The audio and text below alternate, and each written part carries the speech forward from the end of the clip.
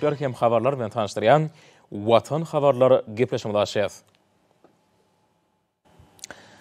Gepleşmenin başynda hormatly prezident bilen Daşowut welaýatyna geçirilýän medeniýet hepderine gatnaşjylary Ewren Gutlaw bilen tanışdyrýar.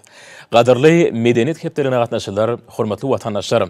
Garaşsyz hemişelik bir tarap Türkmenistanyna her ýylda geçirilmegi asyrly däwe urulan medeniýet hepdeligi şu ýyly Daşowut welaýatyna geçirilýär. Tede Daşowut welaýatyna geçirilýän medeniýet hepdeliginiň dawraly açylma münasibetli tüý sürükden oktaýan. Häzirki döwürde ýurdumyzyň ähli ulgamlarynyň sağdaşykly ösdirilmegi, bagtyar halkymyzyň awadan sagdyn durmuşda ýaşamagy uruny giň möçürli özgörtmeler üstünlikli durmuşa geçirilýär.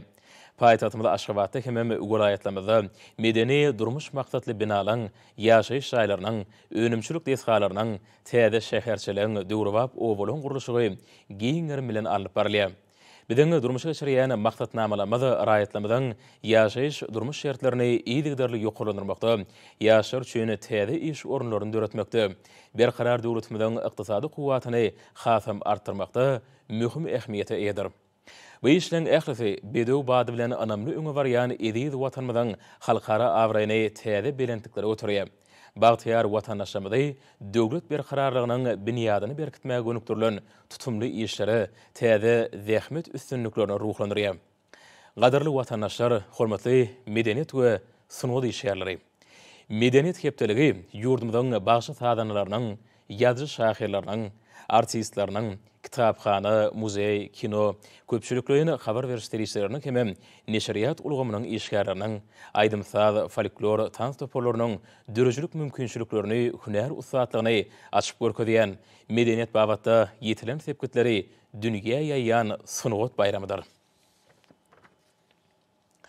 Bu hepdeligiň her ýylda ýurdumyzyň welaýatlarynyň birine geçirilmegi aýratyn mana eýdir. Häzirki döwürde ýurdumyzyň ähli welaýatlary bilen birlikde Daşowut welaýaty hem gülläp ötýär. Ýurdumyzyň Demirgazyk welaýatynyň şäherlerinde, etraplarynda owalaryny senagat we owa hojalyk deshalary, saglyk, sport, bilim we medeni durmuş maksatly binalar iýdigderli gurulup ulanylmagy berilýär. Daşowut welaýatynyň çägine türkmen halkynyň şöhratly geçmişinde aýratyn orny eýleýän taryhy medeni ýadygärlikleriň, gadymy galalyň ençemesi bar. UNESCO-nyň bütün dünýä medeni mirasynyň sanawyna goşulan könülgünç taryhy medeni ýadygärlikler toplumyndaky gadymy ýadygärlikler, aramgahlar, kümmetler özüniň guruluş aýratynlyklary bilen görenleri haýran galyrýar.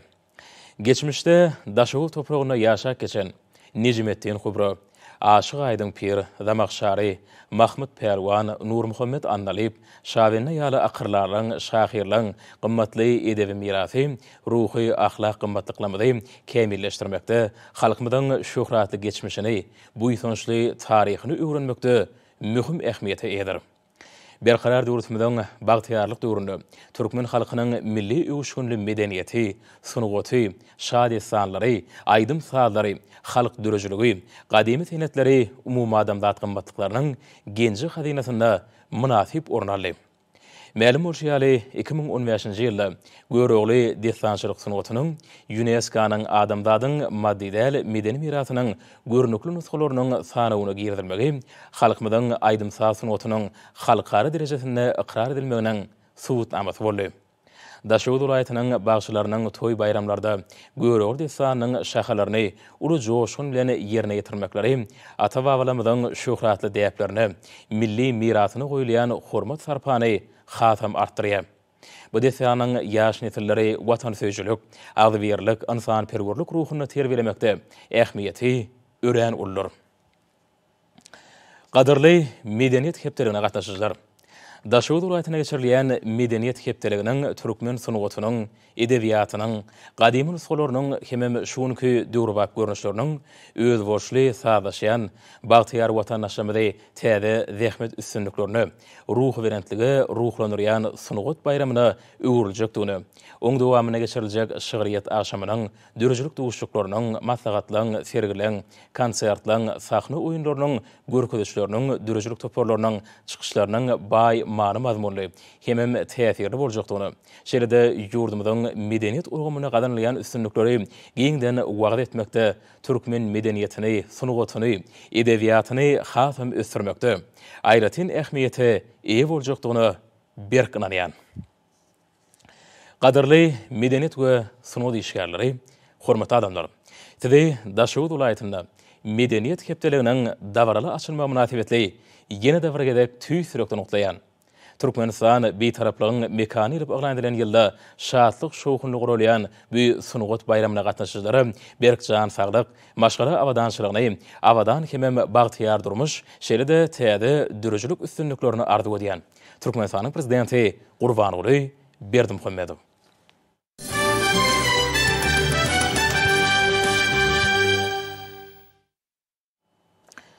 Garaşsyz hemişelik beýtarap Türkmenistan döwletimizde hormatly prezident bilen paratatly ýurbaşlygyna alınıp barlayan işler berkarar döwletimizden bagtyarlyk döwrüniň ruhuna laýyk ýöreleri bilen üstünlikleri başlanýar. Muň şeýledini hepden dowamyna wakalarym tutuş aýdynlygy bilen tasdiklaýar. 15-nji ýylyny hormatly prezidentimiz Gurbanoğly Berdimuhammedowyň gatnaşmagyna paýtatymyzyň bagtyarlyk etranyň çägine ýerleşýän köýlüň kenaryna gurulan dynjalş düzümine degişli diýsgalar toplumynyň açylyş dawarasy boldy. Şeýlelikde häzirki zaman talaplaryna we amatlyk derejelerine hyzmatyň ýokary ölümlerine laýyk gelýän täze dynjalş dowlugy ilkinji mehmanlary kabul edip işe başlady. Döwlet başlary dawara gatnaşlary ýüzlenip, hemmeleri täze dynjalş dowlugynyň açylmagy bilen otlady we bu köýle altyn köýl diýip atlandyrmak hakynda çözügdi melim etdi. Garaşsyz ýurdumyzda adam jemgyýetiň we döwletiň iň ýokary gymmatlygy hasaplanýanyny bellemek gerek. Şoňa görä de raýatlarymyzyň saglygyny berkidip, dynjal şertlerini gowlandyrmak ugruna ýetgiderli alady diýýäs. Täze şipahanalary, sagalyş dynjal merkezlerini gurup, ulanmaga berýäsip, hormatly prezidentimiz sözüni dowam etdi. Döwlet başlygy täze dynjal toplumynyň işgärlerine, halkymyzyň saglygyny berkitmek, dynjalşyny talaby laýyk gurmak üçin alyp barjak işlerini üstünlikler arzu edip, bu köýle altyn köýl diýip atlandyrmak hakyndaky karary gol çekdi. Bu çözüt dawra gatnaşlar tarapyndan şowkuly el çarpışmalary bilen garşylandy. Köýlüň ekologiýa ýagdaýy we oň suwunyň arasylyk derejesi ýokary görkezlere eýedir. Hemem kesgitlenen qada gawat gelýär. Döwlet başlygy dynjalş dowlugynyň umumy düzgünlämesine we şu gurda bar bolan ösün halkara tejribesine laýyk ýagdaýda alnyp barylmalygyny öňe çekdi. Bunun özü köýlüň kenaryna dynjalş mögsüminiň ýokary gurumçylyk derejesine geçirilmegine ähmiýetli bolar. Hormatly prezidentimiz suwa düşmek mögsümini howpsuzlygyň dowly derejesine kesiltenen talaplary we düzgünleri laýyklykda öpçün etmeň zerurdygyny ykdy. Döwlet başlary talipleň bu ýerde tejribe geçmekleriniň olaň eýdigderli nowatçylygyň ýoly goýulmagynyň maksady laýyk boljakdygyny aýtdy we bu babatda bir näçe anyk taşyrklary berdi. Melelizirimiz köýlüň suwuny eýdigderli barlap durmaň wajypdygyny ykdy.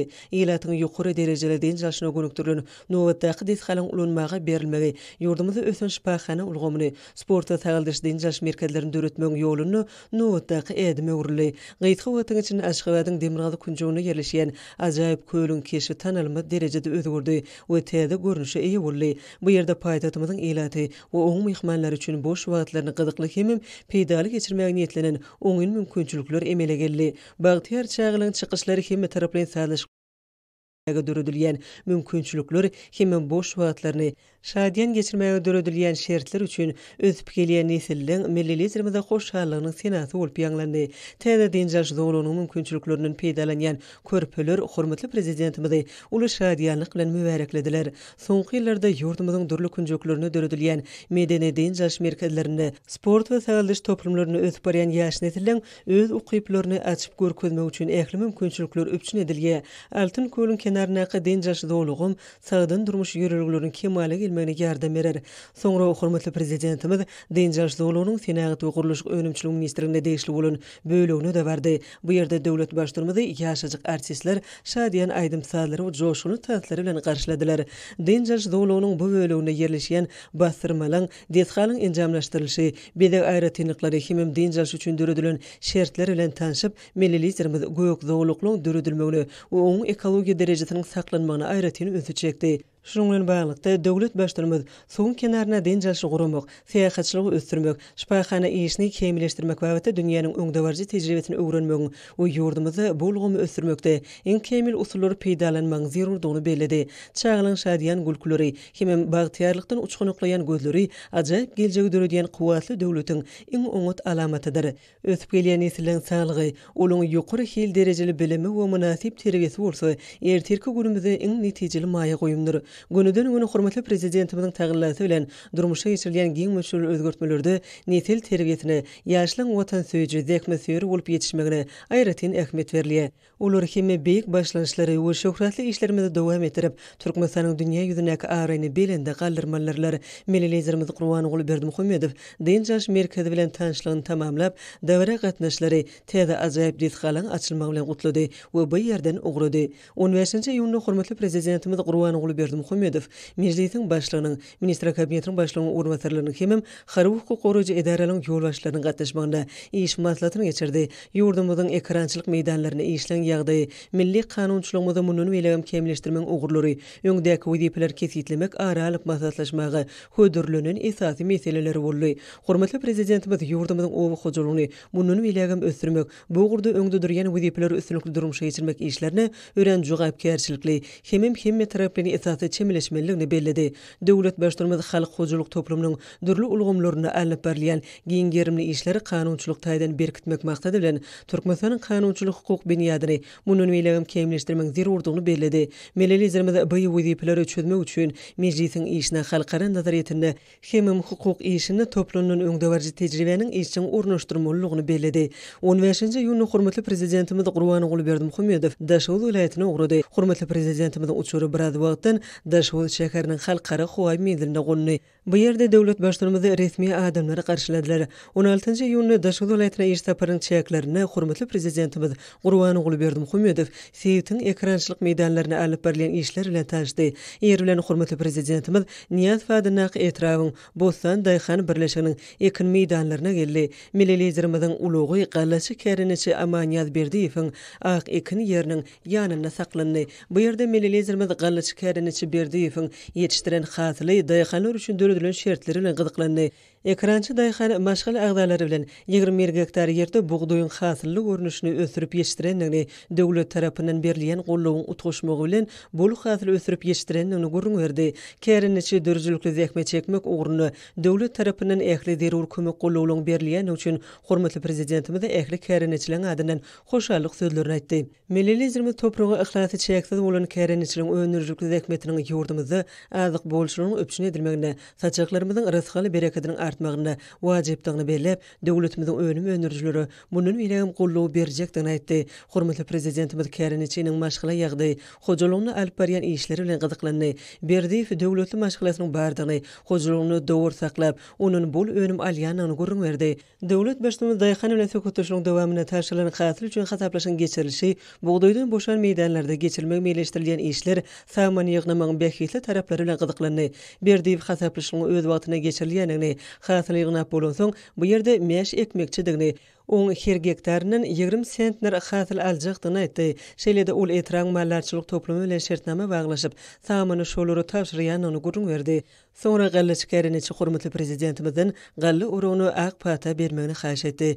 Döwlet başlarymyz bol hasyl toplan bugdoýyň bir desesini urdy we ekrança bol üstünlük arzu etdi. Sonra hormatly prezidentimiz gallyk kombaynlaryň ýanyna gelip mexanizator Ornway Gaýyp bilen gurungdaş boldy. Tejribeli mexanizator bu kombaynlaryň işlemek üçin urug üçin ören amatlydygy, olaň önürjülük güýjüniň ýokurdygy barada aýtdy. O şunyň ýaly kuwatly tehnikanyň edigderli alýanyň üçin melelizirmede hoşallyk bilerdi. Döwlet başlarymyz kuwatly däne orjy kombayny minni we kuwatly tehnikany herekete girdip, bugdoý urup başlady. Şeýlelikde hormatly prezidentimiz käriniçiniň ýetişdiren bugdoý hasynyň urugyny ak pata berdi. Munyň özü döwlet başlarymyzyň etleni hünärleri usatlyk bilen ele alýanynyň hemem döwrewap tehnikalary erkedýäniň nowatdaky suwutnamasyny urly. Hormatly prezidentimiz kombayndan düşüp, owy zähmetkeşleriň ygtyýaryna täze gelip goşan tehnikalary synlady.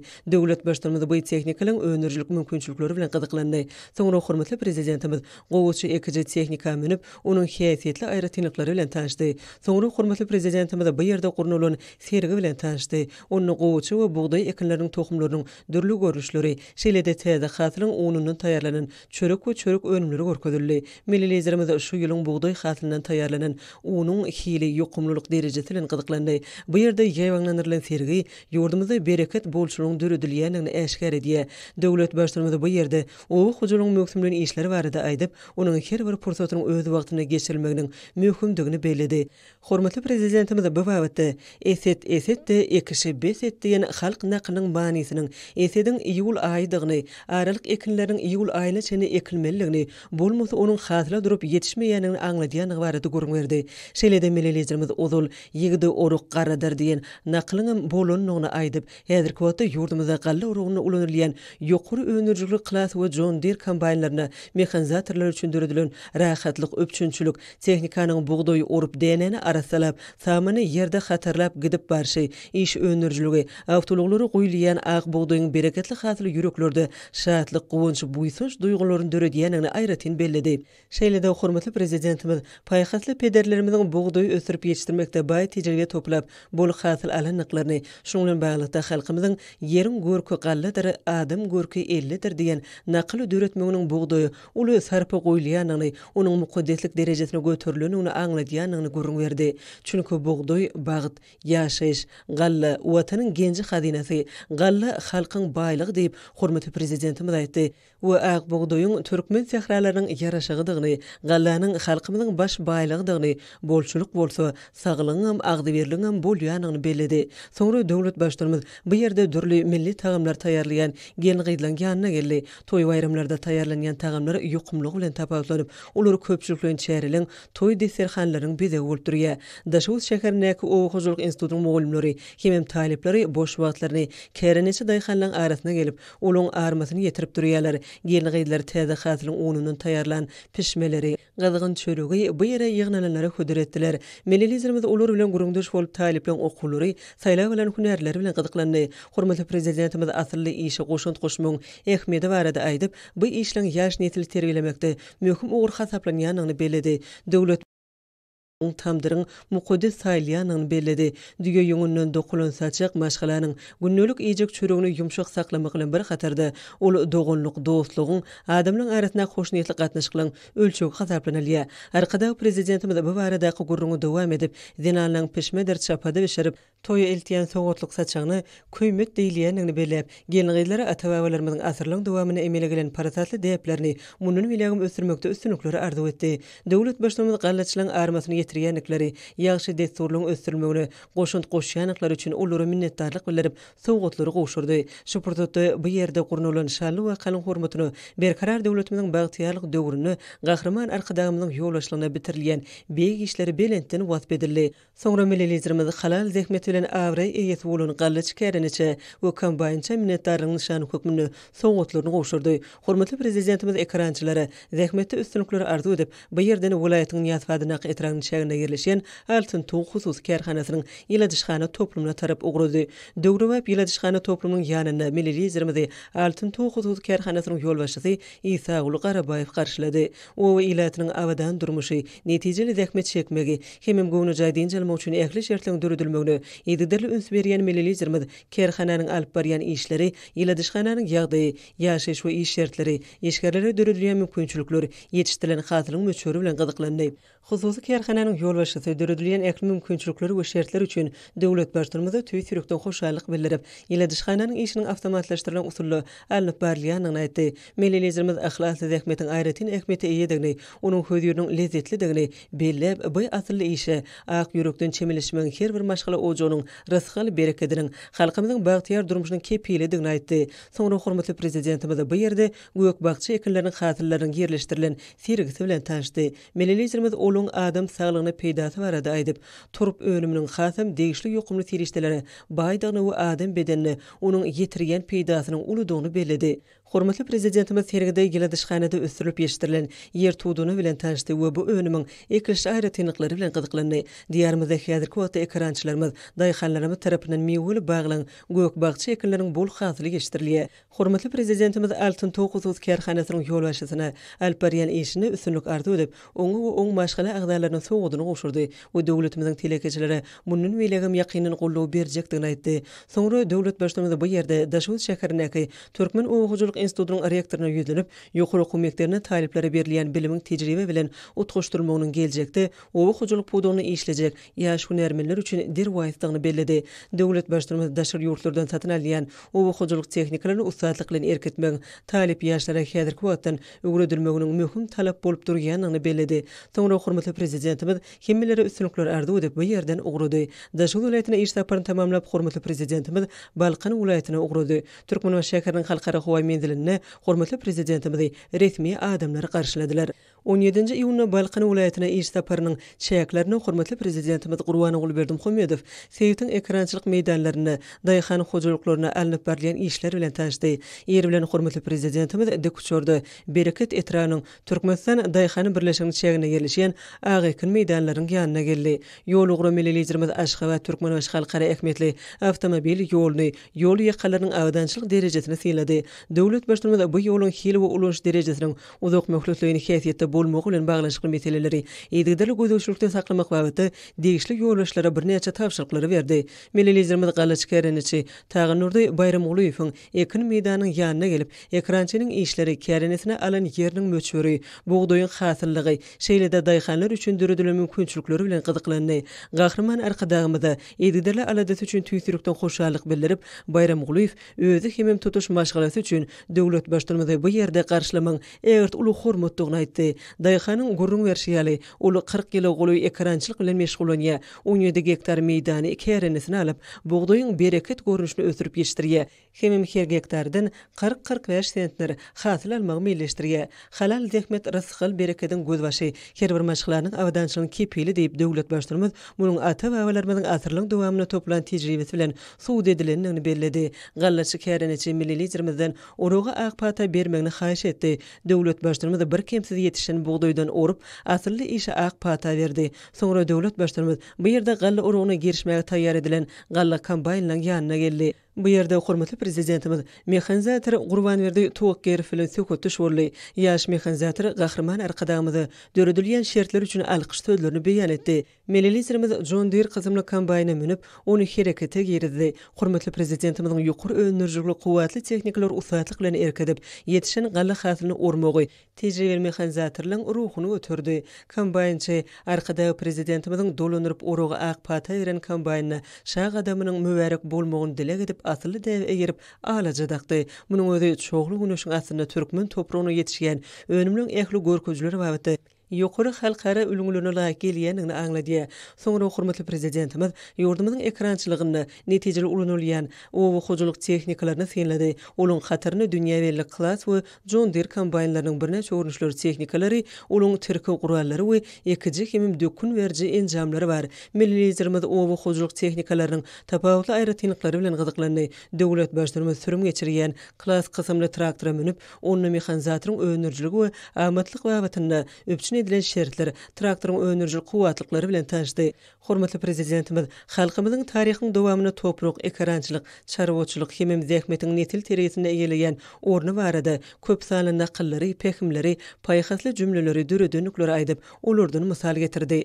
Ýeriňi güý sürmeseň ýüz sür, ýeriň kökü hor eder, malyň köpü baý eder. Suw zerdir, suwçy bolsa zerger, suw hasylyň enesidir. Suwly ýer gully, suwsuz ýer bolsa ýelli. Hasyly bitirgänem suw, ýitirgänem suw.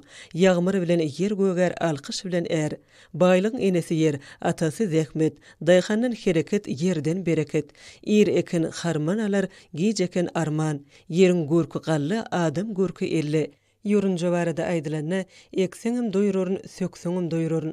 Otu köpüň maly dok, düýe maly, dünýe maly. Şuň bilen baglykda mililiýetlerimiz ata-babalarymyzyň döredin şu pehimlerinden ugralyp ýurdumyzyň habar beriş terişleriniň ýolbaşlaryna bereket öňürýän daýhanlarymyzyň mehanizatorlaryň sürjülüň çekýän asly zähmetlerini wasp etmeklerini taşyrdy. Hormatly prezidentimiz bu ýerde gurulun serigi bilen tanışdy. Onuň gowatçy we bugdaý ekinleriniň tohumlarynyň dürli görnüşleri, şeýlede täze hasylyň onunyň taýýarlanan çörek we çörek önümleri görkezildi. Döwlet başlarymyz kärenisi daýhany we kombaýnça kesirinin kemal tapmaklaryny arzuw edip, olara gymmat bahal sowgatlaryny gowşurdy. Soňra hormatly prezidentimiz bu ýerde gadanlary ataryp, toý bayramlaryň ýaraşy gataplanylýan, dürli tagymlar taýýarlayan gyýyz gelenler ýanyna geldi. Mektep mugallimleri we Balkyn vilayet Lukmançylyk orta hünär mekdebiniň taliplerim boş wagtlary Daýhan Kärençiň ýanyna gelýärler. Olar agdyýylikde berkarar döwletimiň bagtyarlyk döwrüni rasyal bereketi wasp edip joşguny gadallary ýerine ýetirdiler. Hoşuwazly gadallar arkada prezidentimiň ýolbaşçylygyny bitirilýän beýik işleň Daýhan zähmetiniň kemal bolýan bereket bolçulugynyň hem millilitrimiň tagyllaty bilen binýat bolýan bagtyar durmuşyň waspy bolup ýanglany. Hormatly prezidentimiz alyp barýan asylly işler üçin gelin gyýlary minnetdarlygyny nişany kökmünde şatir paýlaryny goşurdy. Soňra döwlet başdanymyz ýyl içinde haýyrly mal hataplanylýan körpü köşekli düýäniň ýanyna bardy. Millililerimiz düýe malyny, dünýe malyny deňen ata-babalarymyzyň gadymy döwürlerden bäri düýe süýdüni, onuň taýýarlanýan çaly hemem agyrany ýokumly hemem ähmetli iýmit hökmüne hataplanlyklaryny Bellen şeýale düýe süýdi we ýöňi dermanlyk häsiýete edir. Bu ýerde tagym taýýarlayan denan döwlet başdanymyza täze hasyryň onunyň taýýarlanan külçäni hödüretdi. Hormatly prezidentimiz halkymyzyň tagym taýýarlamakda, dürli görnüşli çörek önümlerini taýýarlamakda nusgulyk ýolunyň bardygyny aýdyp, külçäniň ýokumy onuň uzak möhletliğini saklanmak häsiýeti barada görünýärdi. Döwlet başdanymyz şäher gatnaşyklaryň külçeden dağıtmaklaryny teklip etdi. Hormatly prezidentimiz gelin gyýlary ýüzlenip ene mamalarymyzyň gyýzy iňe ber oglunjogy bolsa pil ber diýen sözlerini getirip ýagşy desurlyň munun beýlegim dowam etdirilmeliligini bellidi. Millililerimiz bu ýerde oroga başlananyny bellep, zähmet rehnetdir diýmek bilen buluň aňyrsyny halal zähmetiň ýatanyny aýtdy. Soňra döwlet başdanymyz bu ýerden bereket etrawynyň nurly meýdan Daýhan hojalygynyň ekrançylyk ýerleriniň we önümçilik detgallaryň ýerleşýän ýerine tarap ugrady. Bu ýerde nurly meýdan Daýhan hojalygynyň ýolbaşçysy Teçmurat Tuwaqyf hormatly prezidentimizi mehirli garşylady. Millililerimiz Daýhan hojalygynyň ýolbaşçysy bilen gurrundaş bolup, onuň alyp barýan işleri, maşgala ýagdaýy, hojalygyň önürýän önümleri hemem oň önümçilik detgallaryň enjalmaşdyryşy bilen gyzyklandy. Işi netijeli işlemek, önümiň dürli uruşlary öndürmek, ýokary önürjükli tehnikalaryň güýjüni netijeli peýdalanmak ugruna döwlet tarapyndan zerur şertleň öpçüni edilýän üçin millililerimiz tüýsürükden sag bolsun aýtdy.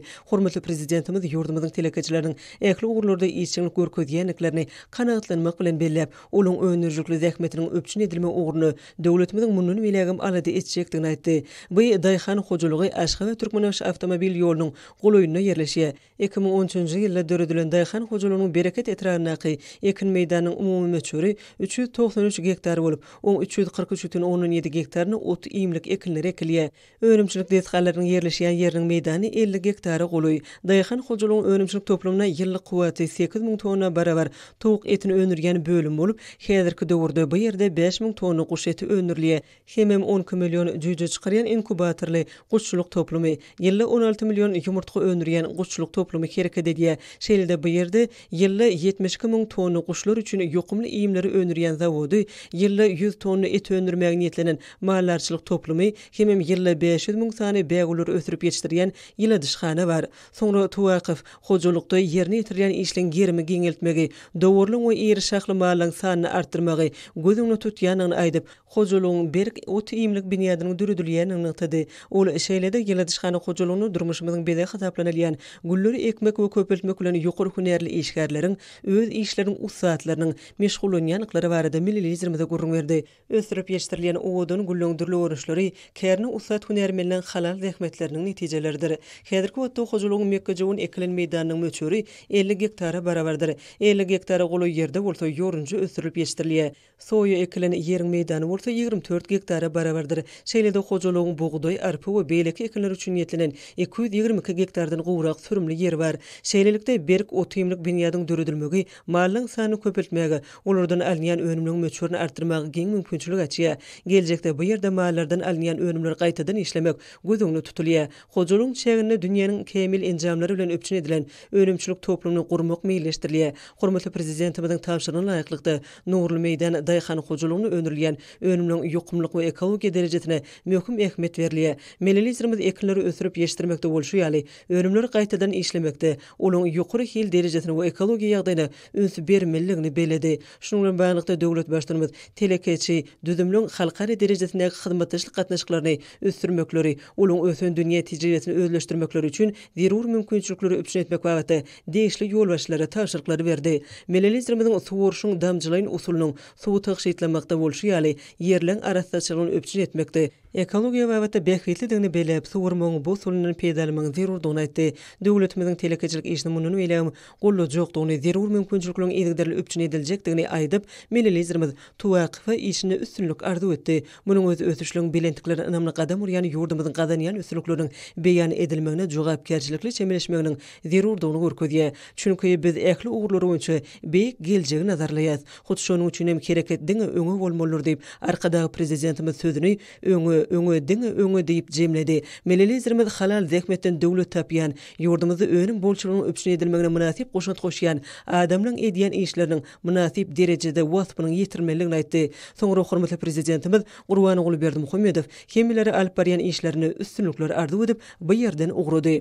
18-nji iýuny hormatly prezidentimiz Gurban oğlu Berdimuhammedow Ýerdene Balqan welaýatyna iş taparyny tamamlap, Türkmen we şäheriniň halkara howa menzilinden paýtagtymyza tarap ugrady. Biraz salimden döwlet başlamagyň uçury Aşgabatyň halkara howa menziline gondy. Bu ýerde millilizrimizi resmi adamlar garşyladylar. Hormatly prezidentimiz paýtagtymyzyň halkara howa menzilinden ýol ugry şäher guruluş işleriniň barşy, hususan häzirki zaman Garagy myhmanhanasynyň hemen bu ýerde bina edilýän 21-nji ýürütülüşdirilen toplum mekdebinde we çağlar bagyny alyp berilýän guruluş işleri bilen taşdy. Şeýlede toplum çägine fitness we dörejlik merkezi gurulýar. Munyň özü okuwçylygyň, sportyň dürli görnüşleri bilen meşgullanmagyny netijeli guramagy, hemem çağlaryň dürli ugurlarda dekenlerini ösdürmek boýunça işi kemilleşdirmäge ýardam eder. Bu ýerde gurulýan bilim edaralaryny çağlara daşyr ýurt dilleriniň bir näçesi öwrediler. Mektepde köp dersler boýunça okutmak gözüňde tutulýar. Bu bolsa ýaş nesliniň saýlap alja hünärine dowly derejede taýýarlygyny öpçün eder. Hormatly prezidentimiz Garagy myhmanhanasynyň guruluş işleri bilen içkin taşyp, bu wagtda bir näçe bellikleri we maslahatlary aýtdy. Mililizrimiz bu işleň şonuň talaplaryna laýyklykda alınıp barylmalygyny tap, bu wagtda deýişli ýolbaşlara işleň sağlaşygyny öpçün etmek boýunça anyk taşyrklary berdi we bu ýerden ugrady. 19-njy iýuny hormatly prezidentimiz Gurban oğlu Berdimuhammedow ministrler kabinetiniň saly wezi aratyny garkaly nowatda meclisine geçirdi. Oň dowamyny döwletimiziň durmuşyna deýişli wajyp meseleleri ara alyp maslahatlaşylygy bir näçe retminamalaryň taslamalaryna garaly. Meclise gatnaşlar alyp barýan işleri barada hatawat berdiler. Watanymyzyň güllep etmegi, raýatlarymyzyň ýaşaş durum şertleriniň munun welem gowlandyrmagy bilen baglanşykly işler hatawatlaryň esasynda düzdi. Hormatly prezidentimiň ýol başlygyna görülýän çäreler netijesinde ýurdumyzda milli ykdysadyýetimiziň durnukly ösüşiniň öpçün edilýänligi, hemem halkymyzyň ýaşaş durmuş derejesiniň hasam ýokurlanýanlygy beleneli. Hormatly prezidentimiň belleşi ýaly milli maksatnama bilen kesýetlenen işleň dowly ýerine ýetirilmegi möhüm wezipdir. Ol watanymyzyň ähli urlardaky ösüşi bilen baglanşyklydyr. Döwlet başlamagy bayramçylyk çäreleriniň möhüm we kalan ählisiniň ýokary gurumçylyk derejesine geçirmeligini, uluň milli öwüşleri bilen tapawutlanmalygyny, baýmany mazmuny eýe bolmalygyny nykdy. Her bir işde sazlaşyk ýokary netijeleri öpçün eder diýip hormatly prezidentimiz belledi. Häzirki wagtda döwrüň talabyna laýyklykda işlenilmegi ösüşi ykdysadyýetimizi öňe dişli gadynmagy mümkinçilik berýär. Şu nokta nazardan biziň her bir işimiz üstünlükliň esasyny düzmelidir. Hormatly prezidentimiz ýetip gelýän bayramçylyklara bagyşlanan çäreleň deýişli derejede gurulmagyny öňe çekip, şolaň tutuş ýurdumyz boýunça ýokary derejede ähli ruhulentlik ýagdaýyna geçirmegini öpçün etmek barada deýişli ýolbaşlary anyk görkezmeleri berdi. Döwlet başlamagy milli ykdysadyýetimiziň ähli pudoklaryny sany ulgamy geçirmek işini çaltlandyrmagy öňde duran wezipeliň esasy ugurlaryň bir hökmüni kesýetledi. Melim bolşýaly edýet watanymyzyň güllep etmegi we halkymyzyň awdançylygy baradaky alady giň möçürli oňyn özgertmeler siýasatynyň başyny başlaýjy döwlet başlamagyň hemişe öns merkezinde durýar. Şol özgertmeleň üstünlikli durmuşa geçirmegi netijesinde ýurdumyz ähli ulgamlarda haýrany galarjy netijeler gazandy. Hemem geljegi ynamly garaýar. Meclisde şeýlede döwlet durmuşynyň beýleki möhüm meselelerine seredildi. Olar boýunça deýişli çözüwler kabul edildi. 19-njy iýuny hormatly prezidentimiz Gurban oğlu Berdimuhammedow Russiýa Federatsiýasynyň prezidenti Vladimir Putin bilen telefon arkaly söhbetleşdi boldy. Telefon arkaly söhbetleşiň dowamyny prezidentler Gurban oğlu Berdimuhammedow we Vladimir Putin dürli ugurlarda egert ul kuwaty eýe bolan iki tarap möhüm ugurlaryny ara alyp maslahatlaşdylar. Hepdeniň möhüm wakalary hormatly prezidentimiziň ýurt bähkitli döwlet ähmetli işleriň rowajlanýanyny, watanymyzyň ähli wagtlarda ýokur depkinlerde ösýänligini eşkär etdi. Giňerimde ýawaňlarlayan sport bäýaşykary ýokary netijelen gadanmagyna ýardam berýär. Paýtagtymyzda saglyk ýoluna çykylmagy dürli ýarşlaryň badalgysyna görüli. Dağgerişlerinin təmid hoştap howasyna ýerseger bilen paýtatymyň etegindäki saglyk ýoluna gurulan ýürüş köp adamly boldy. Bu ýere gelen turgunlar dağgerişlerini ýokary okurentlik bilen geçdiler. Köpetağın eterine gurulan sağlık ýoly ýasadan durmuş ýolgosy ulgamyna arnap barlayan döwlet syýasatynyň öz borçly nişanlar. Bu piyada ýoly Aşgabatlyň hemde paýtatymynyň mehmanlarynyň köpçüliklerini diňe alýan kunjaguna, iri sport köpçüliklerini we medeni çäglerini geçirilýän ýerine urly. Mälim bolşaýaly ýurdumyzda tebigaty goramak meselesine ulun ferliýär. Ekologiýa meseleleri Türkmenistanyň durnukly ötüş strategiýasyna möhüm orna ýelýär. Sağlık ýolunyň uğruna hemde töwrüň ekilen agaç nakallary we güller bu ýerniň gözelligini sağlaşykly baýlaşdyrýar. Köpetağın etegine ekologiýa ýagdaýyna amatly täsir ýetirýär. Bu ýerde sportyň durly görnüşler boýunça guralan ýarışlarda bäsleşikler, ýagnanan aýdymdyr saatlar diňiş günüň ýürüýüşiniň gyzykly bolmagyny üpşinetdi. Paýtatymyzda geçirilen ýarışlar gyzykly tarapdan häsiýetlendi. Halkara Neft we Gaz Üniversitetinde sportyň durly görnüşler boýunça geçirilen ýarışlar çekilişli häsiýete eýe boldy. Ýarışlar Biýokoruky mekdebine usatlyň kemaligiliýanyny äşkär etdi. Türkmenistan Okuryntlyň masadynyň ýurda adylan geçirilen ýarışlarda talipler özleriniň başlanıklaryny görkezdiler. Şeýle ýaşlar muratdary ifadelerini Türkmenistanyň Döwlet Lukmançylyk Üniversitetine de geçirilip, talip turgunlaryň tejribe toplamoklaryna giň mümkinçilikler berdi. Magtumlardan Aqay Türkmen Döwlet Üniversitetine geçirilen ýaşlar gazakly tarapdan häsiýetlendi. Ýaşlar Biýokoruky mekdebiniň talipleriniň sport babatda kämilleşýänlikleriniň aýdym futnamasyna urly. Türkmen Döwlet Beden Terbiýe we Sport Institutyna ýaýwanlandyrylan sport bäsleşiklerine işçen häsiýet mahsus boldy. Giňgerimde ýaýwanlandyrylan sport bäsleşiklerine saýlandyrylmış ýolgosyny beden terbiýe we sport etdirmek hem wagt etmek boýunça ýurdumyzda Mähriman Akademiyanyň ýol başlygyny amala asyrlayan üstünlikli işler öz aýdym beýany tapdy. Türkmen Owakyjylyk Institutynyň diňiş günüň çäklerine sportyň durly ugurlary boýunça geçirilen ýaşlar taliplerin sport babatdaky üstünliklerini ýokgadan urkazdy. Ýaşlaryň ýygylar geçirilmegi edber hemem usat turgunyň kemaligiliýanyny suwtnamadyr. Döwlet Mehmet Azadadan Aqy Türkmen Milli Dünýä Dilleri Institutyna ýaşlar talip turgunlaryň başlanıklaryny kesitlemege mümkinçilik berdi. Biýokoruky mekdebine sport bäsleşikleriniň ýygylar häsiýete geçirilmegi turgunlary tejribe toplamakda giň mümkinçilikler açýar. Hormatly ýaşlar, häzir ursa gepleşigimizde hepden dowamyna garaşylýan howa barada, ýurdumyzyň gidrometeorologiýa barada gullugy tarapyndan taýýarlanan maglumaty siziň dikkatiňizde ýetirýär. Salam alek edilýärler. Hormatly ýaşlar, bilşiňiz ýaly türkmenleriň milli geleseğine namasyň aralyk dogry dowam edýär. Mähriban adamlar, geliňini bolsa geljek hepdede ýurdumyzyň welaýatlaryna hem de paýtagtymyzda bolmagyna garaşylýan howa maglumaty bilen tanışyp bolalım. Yani geljek hepdeniň başynda we ahyryny ýurdumyzyň çägine gün matardan salkyn howa akymynyň aralashmagy netijesinde howanyň gece gündüz temperaturalarynyň hepdeniň ahyryny peselmegine garaşylýar. Has daqigy. Ýurdumyzyň Balkan welaýatyna atkan bulutly, hepdeniň ahyryny üýtgäp duran bulutly howa bolup, Demirad gün matardan tili sekundda 6-17 12-17 metre ýetýän şemal öňsmegine hem-de howanyň temperaturasynyň gecelerine 19-24 gradusyň 29 gradusga çenli maýyl, gündizlerine 37-40 gradus, welaýatyň kenary etraplaryny 32-37 gradus ysy bolmagyna garaşylýar. Diýarbanyň ahal welaýatyna atkan bulutly, hepdeniň ahyryny üýtgäp duran bulutly howa bolup, Demirad gün matardan tili sekundda 5-10-17-16 metre ýetýän şemal öňsmegine hem-de howanyň temperaturasynyň gecelerine 17-20 gradusyň 28 gradusga çenli maýyl, gündizlerine 28-30 gradus maýyl, 40 gradusga çenli ysy bolmagyna garaşylýar. Ýurdumyzyň Mar welaýatyna atkan bulutly, hepdeniň ahyryny üýtgäp duran bulutly howa bolup, Demirad gün matardan tili sekundda 6-17-10-15 metre ýetýän şemal öňsmegine hem-de howanyň temperaturasynyň geceleri 18-20 gradusyň 28 gradusga çenli maýyl, gündizlerine 29-34 gradus maýyl, 41 gradusga çenli ysy bolmagyna garaşylýar. Diýarbanyň Lewap welaýatyna atkan bulutly, hepdeniň ahyryny üýtgäp duran bulutly howa bolup, Demirad gün matardan tili sekundda 5-10-17-16 metre ýetýän şemal öňsmegine hem-de howanyň temperaturasynyň geceleri 19-24 gradusyň 29 gradusga çenli maýyl, gündizlerine 29-34 gradus maýyl, 43 gradusga çenli ysy bolmagyna garaşylýar. Ýurdumyzyň Daşgazy welaýatyna atkan bulutly, hepdeniň başyna we ahyryny üýtgäp duran bulutly howa bolup, Demirad gün matardan tili sekundda 5-10-10-15 metre ýetýän şemal öňsmegine hem-de howanyň temperaturasynyň geceleri 17-20 gradusyň 27 gradusga çenli maýyl, gündizlerine 27-30 gradus maýyl, 40 gradusga çenli ysy bolmagyna garaşylýar. Paytaxtymyň Aşgabatda az kömürlü hepden ahyryny ütkap bilen boluply hawa bolup, Demiraz gumatardan teleskopda 7-9-dan 10-13 metr etýän şemal oňsmyny, hemde hawanyň temperaturasynyň gejelerden 20-23 gradusdan 28 gradusga çenli maýyl, gündüzlerden 30-32 gradusdan 41 gradusga çenli ysy bolmana garaşylýar. Mähriban ýerleşler, ýurdumyzda iýun aýynyň 22-sinde magnit hadisasynyň durunly ýagdaýda saklanmana garaşylýar. Hormatly ýerleşler, geljek hepden dowamyna bolmana garaşylýan hawa maglumaty bilen tanış bolmaňyz. Ünsärp dinläniňiz üçin sag bolun. Mehriman adamlar, şunun bilen watan habarlary ýeplaşymy jemleýäs.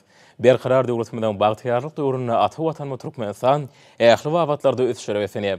Ähli ösüşüň ödününe bolsa halkyň bähidi bar. Çünki biziň ýurdumyzda döwlet adam üçindir. Hoşsa bolun, ezileşer.